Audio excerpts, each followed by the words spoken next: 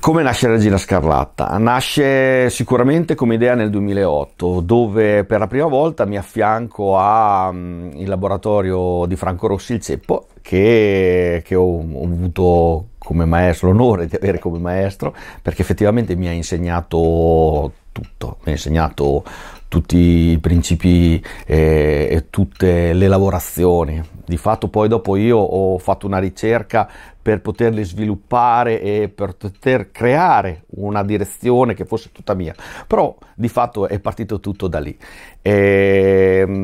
Inizialmente da solo e successivamente anche con l'introduzione di Cinzia, mia moglie, che comunque mi segue, mi aiuta, mi dà un grosso aiuto in tutta questa storia dal 2008-2009, diciamo, la Cinzia che è entrata. Questa situazione è una situazione che ci piace, nel senso che siamo solo io e lei, siamo snelli, abbiamo un grosso feeling, chiaramente, quindi ci capiamo al volo. Questa cosa qua è molto positiva.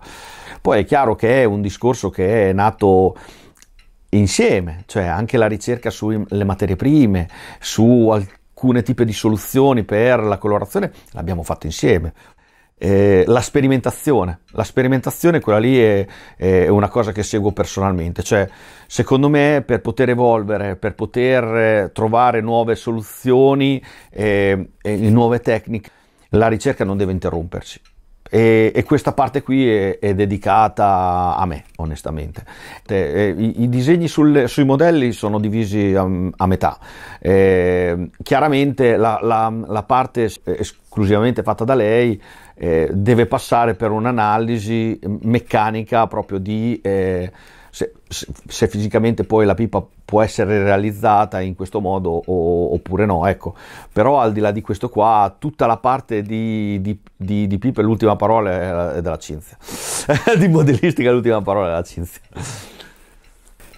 Da dove nasce il nome Regina Scarlatta? Questo è il connubio di due termini che portano con sé il fatto che comunque per me la pipa è donna, cioè quindi ha una forma elegante, deve avere una forma elegante, sinuosa e quindi regale di fatto, e quindi ecco il primo termine regina. E scarlatto invece è il colore del fuoco, della passione, della coppia. E quindi abbiamo associato questi due termini, Regina e Scarlatta, che poi hanno generato il logo, che di fatto è una donna, è l'evoluzione del fumo che genera questa donna, che è questo qua l'idea. La cosa più difficile è stato quella di separarsi dall'idea e dalle forme pesaresi, perché non ti nascondo che inizialmente io facevo la pipa, e anche se avevo un'idea ben precisa come target, come obiettivo finale, alla fine venivano sempre fuori forme classiche, pesaresi.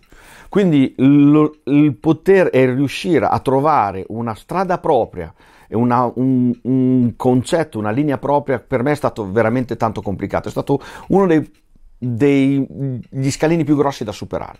Però detto questo, col tempo sono pian piano riuscito a perfezionare quello che è poi la mia immagine di pipa, cioè il fatto di dettagliare alcune parti, definire alcune linee. Ecco, di fatto per me, come poi ti spiegavo nel concetto di marchio Regina Scarlatta, per me comunque la pipa deve essere elegante, sinuosa, leggera. Ecco, questo è quello che cerco di perseguire. Non sempre ce la faccio, però ecco, cerco di perseguire, questo è il mio obiettivo.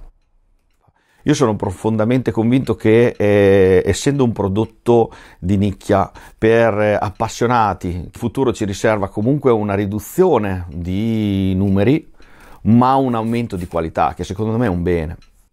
L'aumento nella ricerca del dettaglio, della cura dei finissaggi, dell'idea e del concetto di studio sulle forme, questo secondo me è quello che ci si aspetta, cioè che io mi aspetto in futuro. La radica genera un legame particolare perché non lo so, noi ci lavoriamo, la tocchiamo, la respiriamo, non lo so, però ti lega in maniera profonda la radica. È un materiale nobile, è un materiale bellissimo. Quando lavoro un pezzo di radica e emergono le fiamme, magari fiamme strette, pulite, senza difetti, è come trovare un piccolo diamante. Noi scegliamo tutte le placche personalmente. Si può pensare di movimentare 3000 pezzi di placche per sceglierne 100, ok? Quando ci sono, purtroppo. E poi dopo, per quanto riguarda la materia prima, che non è solo il pezzo di radica più o meno fiammato, è anche tutto quello che ci sta poco prima, cioè secondo me è un punto necessario e fondamentale nell'avere un buon blocco di radica e anche tutta la parte di bollitura. Ecco, su quel punto di vista lì bisogna affidarsi a un produttore serio. Ecco. Il più bel complimento che mi hanno fatto è stato ed è quello in cui mi è riconosciuta una mia linea. Cioè, la cosa più bella che mi possono dire, guarda Cri, quando vedo una tua pipa la riconoscerei fra 100. Ecco, questo è un bellissimo complimento, perché di fatto risponde poi a quello che abbiamo sempre cercato di fare.